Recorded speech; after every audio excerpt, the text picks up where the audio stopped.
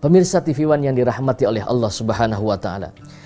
Hati nurani siapa, seorang ibu siapa yang tega melihat anaknya menangis di tengah gurun padang pasir yang tandus kering kerontang. Tidak ada makanan, tidak ada minuman. Lalu Siti Hajar lari dari seatas bukit yang kita kenal dengan Bukit Sofa. Lari dari Bukit Sofa, mencari air untuk memberikan minum kepada putranya. Tidak nampak air, Siti Hajar lari ke Bukit Marwah. Dari Marwah yang nampak di Bukit Sofa. Dari Sofa lari ke Marwah. Dari Marwah lari ke Sofa. Terus lari-lari kecil. Innas Sofa wal Marwata min sya'airillah. Faman hajjal baita aw i'tamara fala junaha alaihi ayyatawafa bihima. Sofa dan Marwah ini ketika kita berangkat haji atau umrah, kita melakukan ritual umrah, kita lari-lari kecil dari Bukit Sofa dan Marwah. Ini mengikuti jejak apa yang dilakukan oleh ibunda Ismail yang bernama Siti Hajar. Pemirsa TV One yang dirahmati oleh Allah, ketika mencari air untuk anaknya, memperjuangkan untuk anaknya Ismail, Siti Hajar terlalu lelah, capek. Lalu Allah perintahkan kepada malaikat Jibril, Jibril, keluarkan air dari kaki Ismail. Nabi Ismail yang kecil menendang-nendang kakinya di padang pasir yang tandus kering kerontang itu, ditendang-tendang. Tidak lama kemudian memancarlah mata air yang kita kenal dengan sebutan mata air Zam-Zam. Siti Hajar turun dari Bukit Marwah lalu berdoa, bermohon kepada Allah, terima kasih ya Allah, aku yakin Engkau tidak akan menyia-nyiakan aku di tempat yang dimuliakan ini. Pemirsa yang dirahmati oleh Allah Subhanahu wa taala, Nabi Ibrahim adalah contoh seorang nabi yang dianggap sukses membina anak-anaknya, membina keluarganya. Tidak lama, Nabiullah Ibrahim alaihissalam dengan Siti Sarah punya anak namanya Ishak alaihissalam. Ishak menikah dengan Rifqah, punya anak menjadi nabi namanya Yakub alaihissalam. Yakub punya anak menjadi nabi namanya Yusuf alaihissalam. Yusuf punya anak, terus ke bawah sampai anak keturunan Nabi Yakub ini disebut dengan Nabi Bani Israel. Dari anak Nabiullah Ibrahim, dari istri yang kedua, mempunyai anak bernama Ismail alaihissalam. Ismail punya anak keturunan, tidak ada yang jadi nabi dan rasul kecuali nabi akhir zaman, nabi besar kita Muhammad sallallahu alaihi wasallam. Istri Nabiullah Ibrahim yang ketiga bernama Qatturah. Qatturah punya anak namanya Madyan. Madyan punya anak namanya Nabi Syu'aib. Nabi Syu'aib punya anak perempuan namanya Safurah. Safurah dinikah oleh Nabi Musa alaihissalam. Pemirsa TV One yang dirahmati oleh Allah.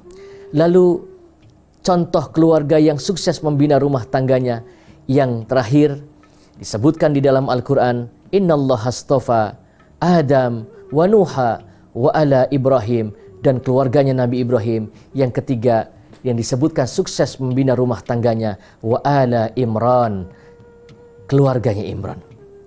Siapa itu Imran? Patut juga kita jadikan contoh di dalam kehidupan kita. Imran itu ada yang berkata bukan nabi, tapi namanya disejajarkan dengan nama para nabi pilihan Allah. Bukan rasul, tapi namanya disejajarkan dengan rasul pilihan Allah. Nama Imran digandengkan dengan nama Ibrahim. Nama Nuh digandengkan dengan nama Imran. Begitupun dengan Nabi Adam alaihissalam.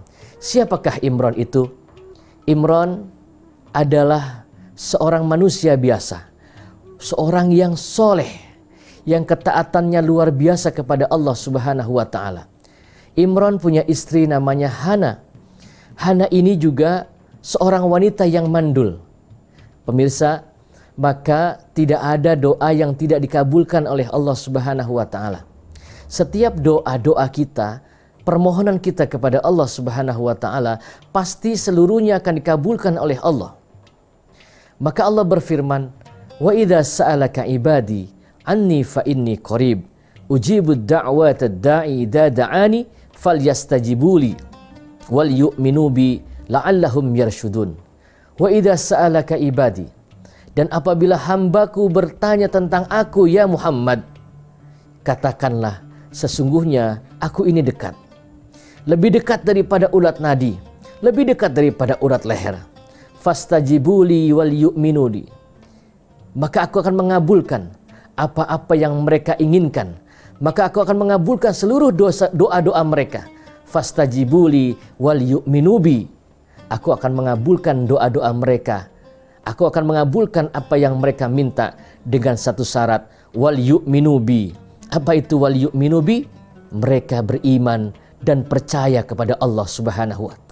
Kepada Allah mereka beriman dan percaya kepada Allah Subhanahu wa ta'ala. Terkadang pemirsa, kita doa kepada Allah siang dan malam, cuma kita nggak yakin kalau Allah Maha Memberi. Kadang-kadang kita nggak yakin kalau akan diberi Allah. Sekelas Imron sama Hana. Imron sudah tua, istrinya mandul pula. Tapi siang dan malam Imron selalu meminta kepada Allah hal yang sangat tidak mungkin diminta. Apa permintaannya? Imron dan Hana menginginkan diberikan seorang anak keturunan yang soleh untuk bisa melanjutkan perjuangannya. Sampai di dalam Al-Quran diabadikan, Inni nadhartu laka ma fi batni muharraran fataqabbal minni. Ya Allah, ya Rabb, ya Tuhanku, aku ingin mempunyai anak. Istriku mandul, aku juga sudah terlalu tua. Tapi jika engkau berkehendak ya Rabb, aku nadarkan nanti, kalau memang aku diberikan anak keturunan, maka aku berjanji dan menadarkan kepadamu, maka anakku akan aku jadikan sebagai muharrar. Apa itu muharrar? Muharrar itu pengabdi masjid di Baitul Maqdis atau disebut dengan Masjidil Aqsa. Pemirsa yang dirahmati oleh Allah, lalu hamillah Hana. Atas kuasa Allah Subhanahu wa ta'ala lahir seorang bayi wanita. Hana berkata, Inni wadu'tuha untha. Bagaimana ya Rabb? Biasanya yang menjadi muharrar pengurus masjid adalah seorang laki-laki, tapi aku melahirkan seorang bayi wanita. Allah berfirman, Walaysa dzakaru kal unsa. Tidak sama antara laki-laki dan perempuan. Ternyata Allah punya maksud lain. Dari Imron dan Hana punya anak perempuan yang kita kenal yang kita kenal, wa inni sammaituha Maryam wa inni u'iduha bika wa dzurriyyataha minasyaitonir rajim. Anaknya Imron dan Hana ini diberi namanya Siti Maryam. Maryam nanti punya anak namanya Nabi Isa alaihi salam. Pemirsa yang dirahmati oleh Allah Subhanahu wa taala, maka keluarga Ibrahim patut kita jadikan contoh di dalam kehidupan kita. Keluarga Imron juga patut dijadikan contoh di dalam kehidupan kita. Terkadang yang menjadi musuh di dalam kehidupan kita bukan orang jauh, tetapi orang yang ada di dalam lingkungan kita itu sendiri. Musuh jauh, tetapi musuh yang paling berat adalah musuh-musuh yang terdekat. Anak bisa jadi musuh, istri bisa jadi musuh. Semoga kita bisa meniru dan menjadikan contoh di dalam Al-Quran, contoh-contoh keluarga yang sukses membina keluarganya sehingga anak-anak keturunannya dijadikan oleh Allah sebagai anak yang soleh dan solehah, rumah tangganya sakinah, mawaddah, warahmah. Wallahul muwafiq ila aqwamit thoriq. Assalamualaikum warahmatullahi wabarakatuh.